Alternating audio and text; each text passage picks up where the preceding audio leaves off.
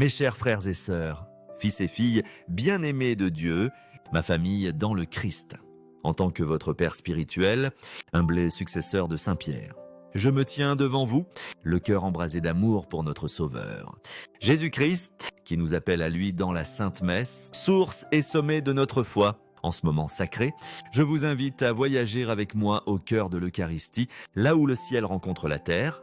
Comme le proclame Jérémie 1, c'est « Avant de te former dans le sein de ta mère, je t'ai connu avant que tu ne sortes de son sein, je t'ai consacré dans un monde emporté par les distractions, les occupations incessantes et les séductions des plaisirs éphémères.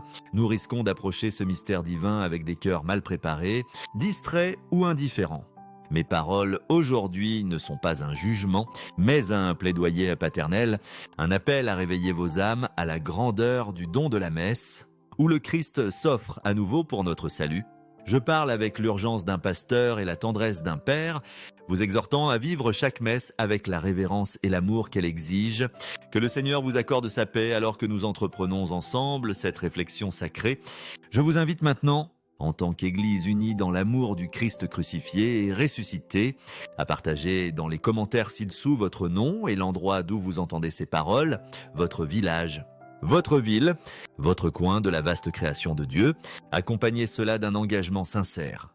Âme du Christ, sanctifie-moi, comme le psaume 95. 6 nous y invite. Venez, prosternons-nous et adorons. Vos paroles résonneront dans les cours du ciel, rejoignant les innombrables âmes qui cherchent à honorer le Christ dans le Saint-Sacrement. Que Dieu vous bénisse de sa grâce alors que nous commençons ce voyage. Permettez-moi d'abord de partager une histoire qui reste dans mon cœur, comme une flamme dans une chapelle sombre. Lors d'une visite dans une humble paroisse nichée dans les collines d'Ombrie, j'ai rencontré Béatrice, une couturière dont les mains calleuses et le sourire rayonnant parlaient d'une vie de foi discrète. Pendant des années, Béatrice assistait à la messe par devoir, l'esprit vagabondant, occupé par les soucis quotidiens, les besoins de ses enfants. Son travail, ses luttes. Un dimanche, alors que le prêtre élevait l'hostie, Béatrice sentit le regard du Christ transpercer son âme, comme s'il parlait directement à son cœur, rappelant Jean 6, où Jésus déclare « Je suis le pain de vie ».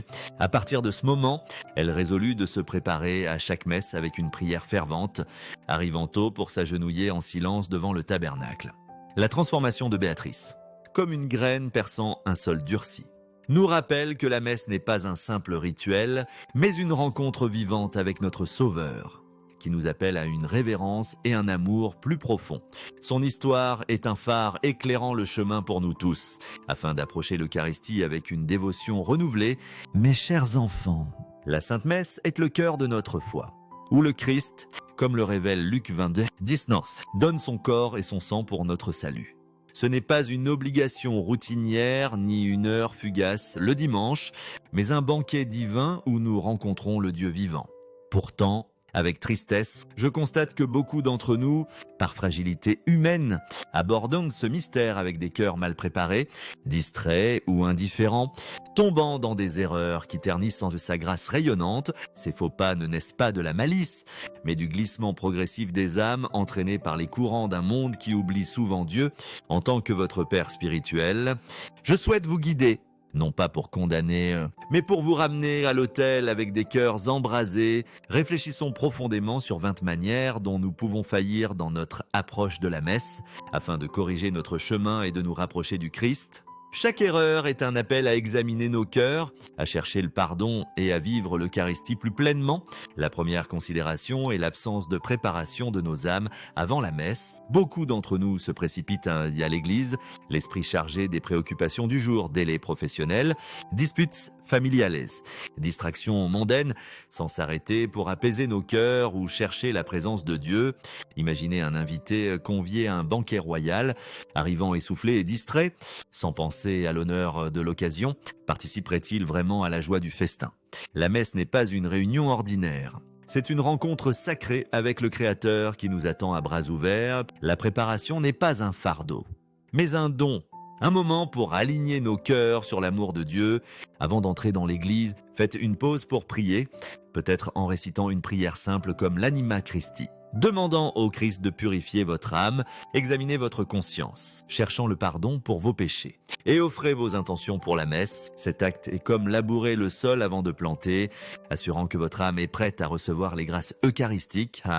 Sans une telle préparation, la messe risque de devenir une routine mécanique, une occasion manquée de rencontrer le Sauveur qui aspire à demeurer en vous.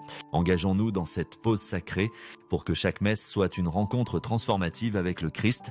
Cet appel à la préparation nous conduit à la deuxième préoccupation, arriver en retard ou partir tôt. Comme si la liturgie était un simple rendez-vous à insérer dans nos emplois du temps, combien de fois entrons-nous dans l'église après le début des lectures ou nous éclipsons-nous avant la bénédiction finale du prêtre, traitant la messe comme une tâche à cocher. Imaginez un invité à un banquet de mariage arrivant en retard, manquant les vœux ou partant avant l'adieu des mariés. Participerait-il vraiment à la joie de la célébration?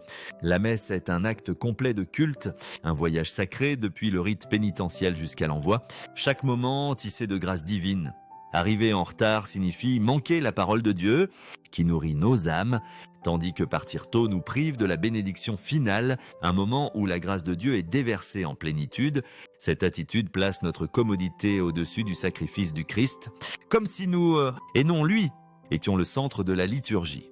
Au lieu de cela, arrivons tôt, nous installant dans les bancs avec le temps de prier et de nous préparer. Restons jusqu'à l'hymne final, savourant chaque instant en la présence de Dieu. Ce faisant, nous honorons le Sauveur qui s'offre pleinement, confiant que sa grâce nous soutiendra à travers chaque épreuve. En découle de ce respect pour le rythme de la liturgie la troisième préoccupation, négliger le jeûne eucharistique. Un acte simple mais profond de révérence. Le droit canonique nous demande de nous abstenir de nourriture et de boissons pendant au moins 1 heure avant de recevoir la Sainte Communion. Une discipline qui prépare nos corps et nos âmes à recevoir le don sacré du Christ. Ignorer cela, c'est approcher l'autel avec moins de soin qu'il n'exige, comme offrir un cadeau à un roi avec des mains non lavées. Ce jeûne, bien que modeste, est un signe tangible de notre respect pour l'Eucharistie, nous rappelant que nous sommes sur le point de recevoir le corps et le sang du Christ. Considérez les premiers chrétiens qui jeûnaient avec une grande dévotion avant de participer au repas du Seigneur. Leurs cœurs alignés sur sa sainteté. Négliger ce jeûne, que ce soit par ignorance ou par insouciance, risque de diminuer la révérence due à l'Eucharistie, la faisant ressembler à une nourriture ordinaire plutôt qu'à une nourriture divine. Honorons cette discipline, aussi minime qu'elle paraisse, comme une manière de dire au Christ « Je me prépare pour toi ». Sachant que tu es le pain de vie, en jeûnant, nous alignons nos corps avec nos âmes, prêts à le recevoir dignement. La quatrième préoccupation approfondit cet appel à la révérence, s'habiller de manière inappropriée pour l'espace sacré de l'Église. La messe est le banquet de Dieu, un moment de rencontre divine. Pourtant, certains arrivent vêtus comme pour un marché, une plage ou une sortie décontractée. Oubliant la sainteté du lieu, imaginez un serviteur entrant dans la cour d'un roi avec des vêtements négligés, sans égard pour l'occasion. Cela reflèterait-il l'honneur dû à leur seigneur? Notre apparence n'est pas une question de vanité ou d'impressionner les autres, mais de montrer à Dieu que nous reconnaissons sa présence. Une tenue simple, soignée, modeste et respectueuse parle fort, proclamant « Seigneur, je sais que je me tiens devant ton autel ». Ce n'est pas un appel à l'extravagance, mais à l'intentionnalité, une manière de préparer nos cœurs en préparant notre apparence extérieure. Dans un monde qui privilégie souvent le confort à la révérence, choisir une tenue appropriée est un acte contre-culturel. Un témoignage de notre foi. Habillons-nous pour la messe comme nous le ferions pour une rencontre avec le Christ lui-même, car c'est précisément ce qu'elle est, une rencontre sacrée avec le Roi des Rois. Cette révérence pour l'espace sacré nous conduit à la cinquième préoccupation, ne pas participer pleinement à la liturgie, aux chants et aux réponses. Beaucoup d'entre nous restent spectateurs, nos voix silencieuses, nos cœurs désengagés. Comme si la messe était une performance à regarder plutôt qu'un culte à offrir. La liturgie est un acte communautaire où chaque croyant est appelé à élever sa voix en louange, s'unissant à l'Église universelle, retenir notre participation. C'est comme un invité à un festin qui refuse de se joindre à la célébration. Restant muet tandis que les autres se réjouissent, chanter les hymnes, répondre aux prières et se joindre aux acclamations ne sont pas facultatifs. Ce sont notre offrande à Dieu. Une manière d'entrer pleinement dans le mystère de la messe. Imaginez un chœur où la moitié des membres reste silencieux. L'harmonie serait incomplète. De même, notre silence affaiblit le culte de l'Église. Même si votre voix tremble ou si vous vous sentez timide, offrez ce que vous pouvez, car Dieu entend le cœur derrière les mots. Engageons-nous pleinement, laissant nos voix et nos âmes rejoindre le cœur céleste, glorifiant celui qui se donne à nous dans l'Eucharistie. La 6e préoccupation découle naturellement de cet appel communautaire, se concentrer uniquement sur des pétitions personnelles pendant la messe, négligeant les besoins de l'Église universelle. L'Eucharistie était la prière de tous les croyants, vivants et défunts.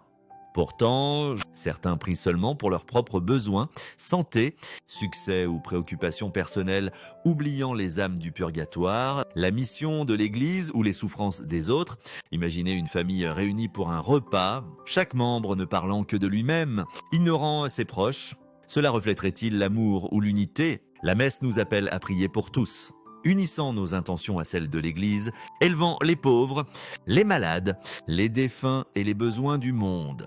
Cette prière plus large reflète le cœur du Christ, qui est mort pour toute l'humanité. En nous concentrant uniquement sur nous-mêmes, nous manquons la grâce unificatrice de l'Eucharistie, qui nous lie en un seul corps. Apportons des intentions qui embrassent toute l'Église, priant pour ceux qui ne peuvent pas prier pour eux-mêmes, et devenons ainsi de vrais disciples du Sauveur qui aime tous. Cette réflexion sur l'unité nous conduit à la 7e et plus grave préoccupation, recevoir la Sainte Communion en état de péché mortel. Approcher l'autel sans confesser des péchés graves est une offense profonde, blessant notre relation avec le Christ et l'Église. Imaginez un invité entrant dans la cour d'un roi, non lavé et sans repentance, osant participer au festin royal. Honorerait-il son hôte ? L'Eucharistie est le Christ lui-même, et le recevoir indignement risque de causer un préjudice spirituel. Comme 1 Corinthiens 11, 27 l'avertit, celui qui mange le pain ou boit la coupe du Seigneur indignement sera coupable envers le corps et le sang du Seigneur. Le péché mortel, offense grave comme la haine, la malhonnêteté ou l'impureté nous séparent de la grâce de Dieu. La confession nous restaure, purifiant nos âmes pour recevoir le Christ dignement. Contourner cette étape, c'est traiter l'Eucharistie comme ordinaire, ignorante sa sainteté. Cherchons d'abord la réconciliation, approchant l'autel avec des cœurs purifiés, prêts à embrasser le Sauveur qui a donné sa vie pour nous. La 8e préoccupation s'appuie sur cette révérence pour l'Eucharistie, l'inattention pendant l'homélie. Que ce soit en rêvassant, en parlant ou en utilisant des téléphones, la parole de Dieu proclamée n'est pas un simple discours, mais le Christ nous parlant, nous guidant vers la sainteté. L'ignorer, c'est se détourner de la voix du Seigneur, comme un enfant qui ignore la sagesse d'un parent. Imaginez un étudiant ignorant la leçon d'un professeur. Progresserait-il dans la connaissance ? L'homélie, aussi simple soit-elle, porte le message de Dieu pour nos vies, offrant des idées pour façonner notre foi. Utiliser un téléphone ou laisser vagabonder nos esprits est un signe de manque de respect, comme si les paroles du Christ étaient moins importantes que nos distractions. Dans un monde rempli de bruit, l'homélie est un moment de clarté divine, une chance d'entendre l'appel de Dieu. Écoutons avec des cœurs ouverts, comme si c'était notre dernière chance d'entendre la voix du Sauveur sur terre, laissant ses paroles prendre racine et nous transformer. Cet appel à l'attention nous conduit à la 9e préoccupation, traiter la messe comme un divertissement. Comparant les prêtres ou cherchant des services plus courts, la liturgie n'est pas une performance à critiquer, mais une offrande sacrée à Dieu, une réactualisation du sacrifice du Christ. Juger l'homélie d'un prêtre par rapport à un autre, ou préférer une messe plus rapide, c'est réduire l'Eucharistie à un spectacle, comme des spectateurs dans une pièce de théâtre plutôt que des adorateurs à un autel. Imaginez des invités à un banquet se plaignant de la manière de l'hôte ou se précipitant à travers le repas. Cela honorerait-il le festin ? La messe est le don du Christ. Pas un programme à évaluer, chaque prêtre, malgré ses failles humaines, agite une persona Christi. Offrant le sacrifice qui nous sauve, chercher du divertissement ou de la brièveté reflète une mentalité mondaine. Non un cœur accordé à Dieu, approchons la messe avec émerveillement, cherchant la présence du Sauveur, pas l'amusement, et laissons ce mystère nous rapprocher de lui. La 10e préoccupation approfondit cette réflexion sur la révérence, négliger le silence après avoir reçu la communion. C'est le moment le plus saint, où votre âme s'unit à Jésus dans l'Eucharistie. Pourtant, beaucoup se lèvent, bougent ou partent tôt, manquant cette rencontre intime. Imaginez un ami qui visite votre maison mais part avant un adieu sincère. Vous sentiriez-vous chéri ? Après la communion, le Christ réside en vous. Sa présence étant un don inestimable, ignorer ce moment, c'est repousser l'étreinte du Sauveur. Comme un invité qui quitte un banquet sans remercier l'hôte, le silence après la communion est une pause sacrée. Un temps pour prier, réfléchir et laisser l'amour du Christ vous remplir. Dans un monde qui se précipite d'une tâche à l'autre, ce silence est un don rare, un avant-goût du ciel. Restons en prière, savourant cette union avec le Seigneur eucharistique et laissant sa grâce transformer nos cœurs. Cette intimité sacrée nous conduit à la 11e préoccupation, assister à la messe sans une vie transformée. L'Eucharistie est un appel à la conversion. Pourtant, beaucoup quittent la tour de l'Église inchangée, leur vie intacte par sa grâce. Imaginez une graine plantée mais jamais arrosée, peut-elle porter du fruit ? Si nous assistons à la messe mais restons égoïstes, c'est méchants ou impitoyables. Nous manquons son but, nous rendre plus semblables au Christ. L'Eucharistie n'est pas un rituel à endurer, mais un feu pour embraser nos âmes, nous exhortant à vivre pour Dieu et les autres. Permettons à chaque messe de nous transformer, portant sa grâce dans nos foyers, nos lieux de travail et nos communautés, devenant des témoins vivants de l'amour du Christ. La 12e préoccupation s'appuie sur cet appel à la transformation. Trop compter sur la messe en ligne comme substitut à la présence en personne, bien qu'une bénédiction en temps de nécessité, maladie, voyage ou crise, la participation virtuelle ne peut remplacer la présence physique du Christ dans l'Eucharistie. Les premiers chrétiens se réunissaient en personne, rompant le pain ensemble. Unis dans le culte. Choisir la commodité au détriment de l'autel, c'est manquer la plénitude de ce sacrement. Comme se contenter d'une image d'un festin au lieu de le goûter, la messe en ligne est une aide temporaire, pas un mode de vie. Elle manque de la réalité tactile de l'Eucharistie, de la communauté des croyants et de l'espace sacré de l'Église.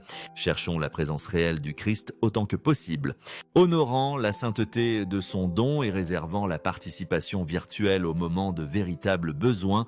Cette révérence pour la présence nous conduit à la 13e préoccupation, parler dans l'Église. Surtout avant ou après la messe, l'Église est un espace sacré, une maison de prière. Pourtant, certains la traitent comme un lieu de bavardage décontracté, discutant de la vie quotidienne ou colportant des ragots comme si c'était un marché. Imaginez des invités parlant bruyamment dans la salle du trône d'un roi. Cela montrerait-il du respect ? L'Église est là où Dieu réside, un lieu de silence et de révérence. Parler perturbe l'atmosphère sacrée, gênant la prière des autres et diminuant notre propre concentration sur le Christ. Avant et après la messe, préservons le silence. Utilisons ces moments pour prier, réfléchir ou rendre grâce.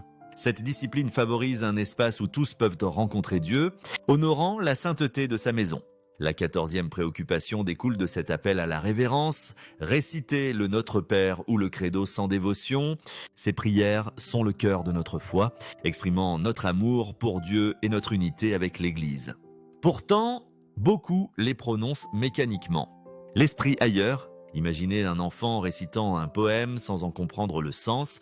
Cela touche-t-il le cœur ? Ces prières ne sont pas de simples mots, mais une profession de foi, un dialogue avec le divin. Les parcourir sans réfléchir, c'est manquer leur puissance. Comme un chanteur qui performe sans passion, dites le Notre Père et le Credo avec ferveur. Comme si vous vous teniez devant les anges, proclamant votre confiance en Dieu, laissez chaque mot vous rapprocher de lui, faisant de ces prières un pont vers le ciel. La 15e préoccupation approfondit cet appel à l'intentionnalité, offrir des intentions de messe mécaniquement, sans investissement personnel. La messe est une occasion d'unir votre cœur au sacrifice du Christ, en apportant des intentions pour vous-même, vos proches ou le monde. Priez sans réfléchir. C'est comme offrir un cadeau sans soin. Cela reflète-t-il l'amour ? Chaque messe nous invite à apporter une intention personnelle, une prière pour un ami en difficulté, une âme défunte ou la mission de l'Église. Cet acte rend l'Eucharistie profondément personnelle, nous liant à la croix du Christ. Sans intention, notre participation devient routinière, manquant l'opportunité de s'unir à son sacrifice. Apportons des intentions sincères à chaque messe, les offrant avec amour et entrant ainsi pleinement dans le mystère de l'Eucharistie. Cet engagement personnel nous conduit à la 16e préoccupation. recevoir la communion avec insouciance. Surtout dans la main, si vous recevez dans la main, faites-le avec révérence, en vous assurant que vos mains sont propres et votre cœur pur, car vous tenez le Sauveur lui-même. L'insouciance risque de déshonorer le Christ. Comme un serviteur manipulant mal le trésor d'un roi, imaginez laisser tomber un bijou inestimable par négligence, cela honorerait-il sa valeur ? Que ce soit sur la langue ou dans la main, approchez l'Eucharistie avec émerveillement, reconnaissant qu'il s'agit du corps du Christ. Cette révérence reflète notre foi en sa présence réelle, garantissant que nous le recevons dignement. Avec des cœurs et des mains préparés pour ce moment sacré, la 17e préoccupation s'appuie sur cette révérence. Faire le signe de la croix à la hâte. Comme une simple habitude, cet acte est une profession de foi, un bouclier contre le mal. Pourtant, beaucoup le réalisent sans réfléchir, comme un réflexe sans signification. Imaginez un soldat brandissant une épée sans soin, cela le protégerait-il ?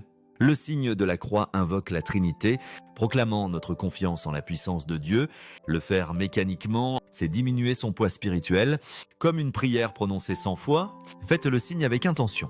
Lentement et délibérément, comme un témoignage de votre croyance en le Père, le Fils et le Saint-Esprit.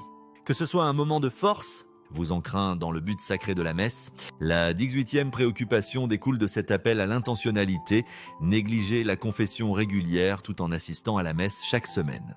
Une âme non confessée devient sèche, incapable de recevoir pleinement les grâces de l'Eucharistie, comme la pluie tombant sur un sol durci.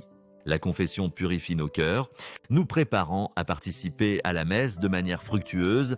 Imaginez un invité arrivant à un festin avec un cœur chargé, peut-il se réjouir pleinement ? Sans confession régulière, nos péchés, petits ou grands, s'accumulent, bloquant le flux de la grâce, en cherchant souvent la réconciliation. Nous nous assurons que nos âmes sont ouvertes à l'amour guérisseur du Christ, permettant à la messe de porter du fruit dans nos vies. Faisons de la confession une partie régulière de notre cheminement spirituel, nous préparant à recevoir l'Eucharistie avec pureté et joie. La 19e préoccupation est un appel à la responsabilité, ne pas enseigner aux enfants la signification de la messe, conduisant à leur indifférence.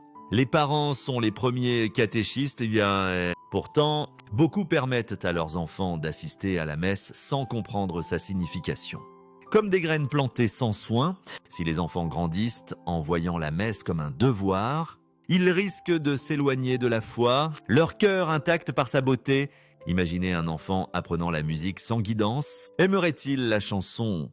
Les parents doivent montrer l'émerveillement de l'Eucharistie par leur propre ferveur.